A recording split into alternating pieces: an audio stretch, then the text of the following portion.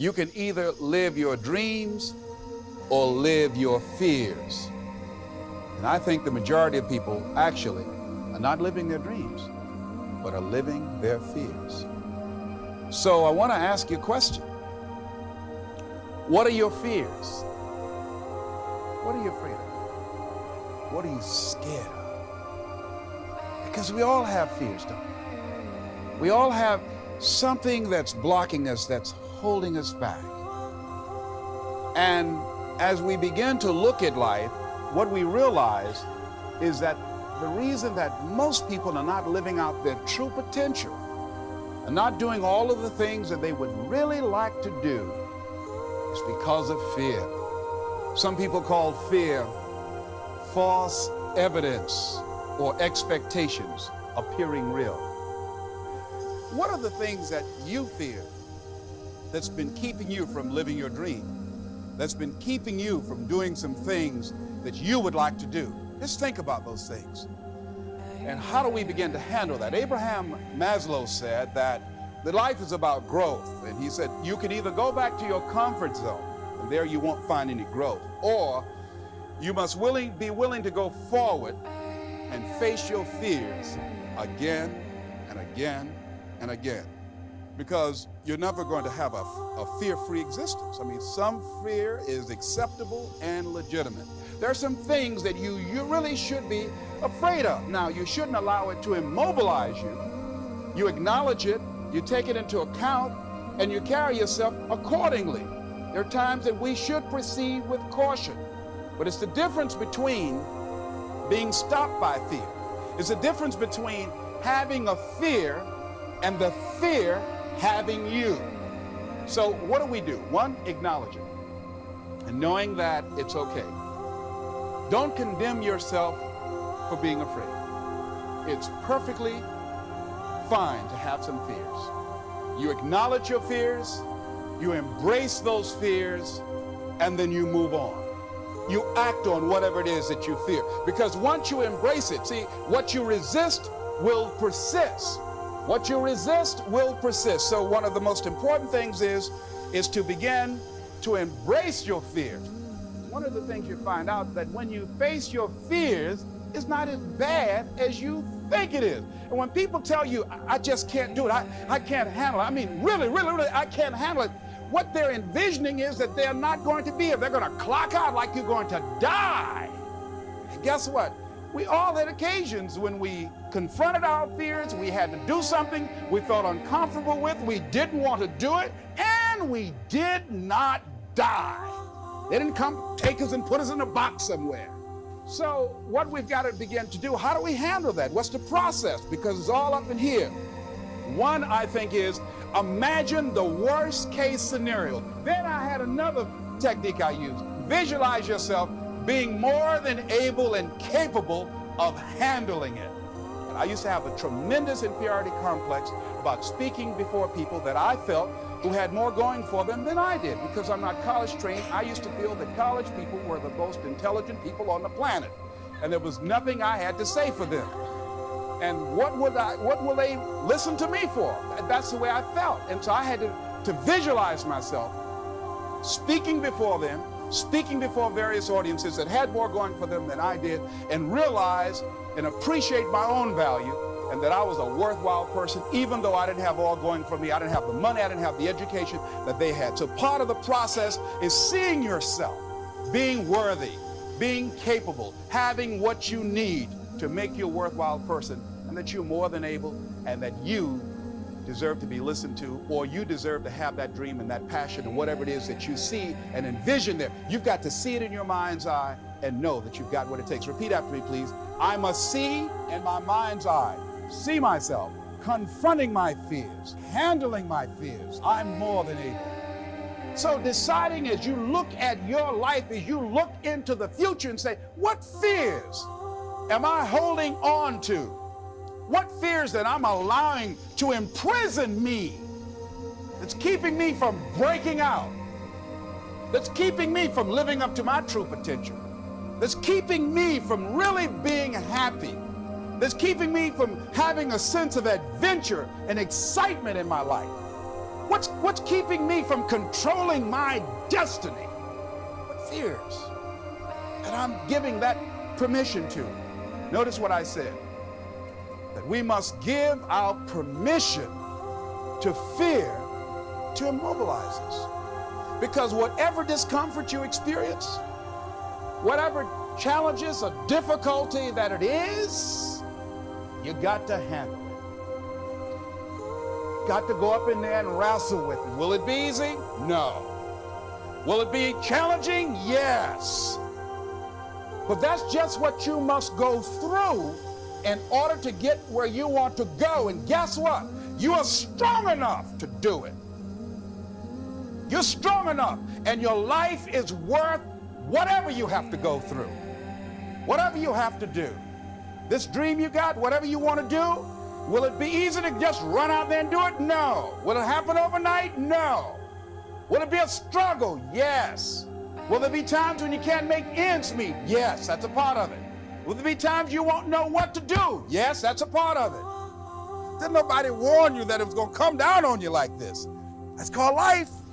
There are all kinds of challenges like that.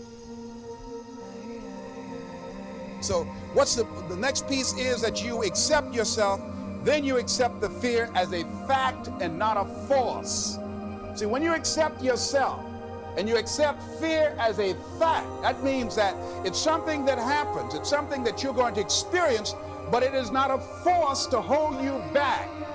It doesn't have any special power other than that you give it. So you accept the fact that you are afraid, and then you move on anyhow. You move on past it, and you do whatever you've got to do. And one of the things that you've got to do is you've got to watch your inner conversation and discipline your thinking and your imagination, because if you don't, your mind will take you on a wild trip. Part of what you've got to do is be your own motivator. You can't talk casually to yourself. You've got to talk to yourself, and you build yourself up, and you'll feel your energy level coming up, and people will feel that around you. See, now, if you go through life being afraid, people can sense that. They can pick up that fear. See, when you are not filling your life with the things that you are capable of doing, see, we all have some stuff that we've been given. And I don't think that it's optional for us to sit on what we have. See, if you're sitting on what you have, what you've been given, I think everybody's been given something to bring to the planet, that only you can do that, only you can perform that, only you can initiate that activity. And if you don't do that, if you're not filling in your life with your life work or your mission, then there are gaps in your life. And what we do when we're not living out our true identity, we begin to fill the gaps. We fill the holes with garbage. Alcohol, drugs, worry, self-destructive behavior. So when you begin to look at your life and you know that you're not doing what you can do because you have allowed yourself to be held captive by your fears. Now, when you don't have a true appreciation and acceptance for who you are, and you allow yourself to be immobilized by fear, what happens in the process is that you begin to abuse yourself. You begin to sabotage your life, you begin to sabotage your dreams, you begin to unconsciously work against yourself. You become your own worst enemy. So what do you do about that? Well, you begin to realize that your dream and your gifts have so much meaning and so much value for you till your hunger for them will begin to push you past the fear. Your hunger to have them will give you a special drive. As you work on yourself, as you begin to acknowledge your true identity, the true power that you have, the true capacity you have to bring about change, the miracle-working power that you have within yourself to do the things that you want to do. When life can no longer threaten you with death, so what else is there? What else is there? And the majority of the fears that we have are not life or death fears. They're not those kind of fears. But through our imagination, we blow them out of proportion and we give them more power than they actually have or deserve, and we permit them to govern our lives. We permit them to determine how far we can stretch out on our dreams and discovering our stuff. As you assess yourself and begin to prove yourself and just say, wait, hold a minute. I've been sweating this out. What's the worst thing that can happen to me on this? Will it kill me? Will I die? Why am I going through all of these changes over this? How much power does this really have? And am I the one that's feeding the power into it? See, a lot of times we allow ourselves to be fed and to be programmed into being afraid. I mean, you watch the news and read the newspaper, you'll be scared to come out of the house. You'll be afraid. So what kinds of things, what kinds of thoughts are you feeding your consciousness? What kind of things are you putting in your mind that will enable you to either move forward or to justify why you are staying where you are? We go through life really blocking ourselves constantly, and fear is one of the greatest instruments that we could use to stifle our true potential. When you begin to look at your life, you can decide to use fear as a blocker, or you can decide to use it as building blocks. That you decide, hey, look here, I'm going to move in this direction. I'm not going to allow anything to stop me from doing what I want to do. See, when you begin to understand and acknowledge your fear, and you go forth anyhow, you go forth in a spirit and a knowing that there's a way that you can begin to handle this. There's a way out here somewhere. There's a solution. What it is that you're seeking, that you have the capacity to whatever comes up, to handle it, to face it. And rather than feeling powerless, you begin to feel powerful. See, when all of the major downsizings that are taking place around this country, there are a lot of people who are biting their fingers in fear that they might lose their jobs. But there are few people who have decided within themselves, I'm going to make it. Some people aren't waiting to be cut. Some people are moving on their own because they feel within themselves, I've got what it takes to make it. They're not afraid about tomorrow because of how they see themselves, because of what they feel that they deserve, because of what they feel that they can create for themselves. Because these people have decided, as they look at the future, as they look at themselves, there's a way. Where there's a will, there's a way for me to begin to create a way out of no way. And when you have that kind of consciousness, when you have that kind of spirit, nothing can stop you. Nothing. What would your life be like as you look toward the future if you decided, I'm not going to allow my fears to stop me? What would your life be like? What would your future be like if you decided to want that which you desire so strongly that it prepares you past your fears, that you experience the fear, as the one book says, feel the fear and do it anyway? What would your life be like? And I'm saying to you that all of us who have been entombed by fear have the capacity to resurrect ourselves. Is it easy? No. It's not easy. Can I do it? Yes. What's one of the ways to get started? Some of us need somebody to hold our hands. Sometimes we need somebody to help us out. Be willing to say, I don't know. Be willing to reach out. Be willing to get some assistance to take you to the next level. Of what great athlete. You never expect boxers to make profound statements. I think it was Joe Frazier who said this one. He says, all of us are like the blind man at some point in our lives standing on the corner waiting for somebody to lead us across. So all of us at some point in our lives need some help, need someone to reach out to us, to throw out the lifeline, to help us go across some treacherous waters that we couldn't navigate by ourselves. None of us do it by ourselves. All of us at some point in our lives. We need that kind of help. We need that kind of assistance. because we grow from the people we have in our lives that can enrich our lives personally, professionally, spiritually, and all the dimensions of our lives. We don't grow in a vacuum. So if you look at yourself, what are the fears you have that maybe you need some help in strengthening yourself in that area? As you assess your strengths and your weaknesses, as you begin to prove yourself and your passions and your dreams and your goals and the things that you want, if you decide to experience all of your true potential, as you decide to manifest all of your greatness, as you decide, wait a minute, what else is available to me out here if I decided to experience the fear of rejection, the fear of no, the fear of failure, the fear of standing by myself? What else is available?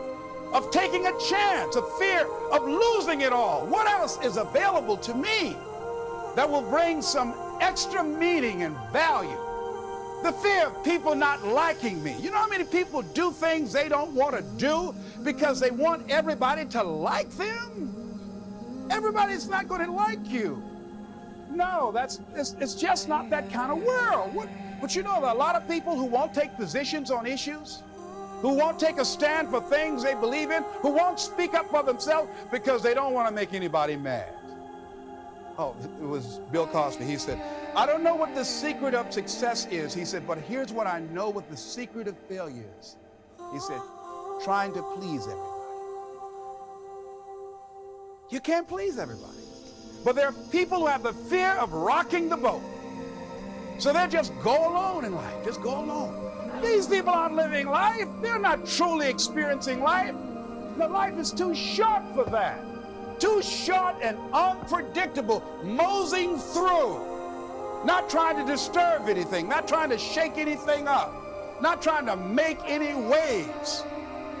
You see, there are some people who come through the universe and their level of contribution and the level of energy they manifest is so small, so inconspicuous, that when they go, you won't even know they left. But there's some people, because of their personality, because of their contribution, because of the investment of their time and their energy and the impact they have there, that when they go, everybody will miss them. See, when Mother Teresa checks out, everybody will know. When Rosa Parks, everybody will know. Nelson Mandela, everybody will know. Why? Because of their contribution. See, but there's some people, because their contribution is so small, no one will care. So I'm saying, before you are boxed and buried, decide that you're going to box and bury your fears. Decide that you're going to begin to live life on a new level, seeking out new horizons, that you're going to find more love and more joy and more ways to give more to life. Guy said something, I love this. He says, everything a man does for himself, guess what? He takes with him. But everything he does for others, he leaves behind. So when you begin to say, what is it that I want to leave? What contribution that I want to begin to make? What difference do I want to make in life?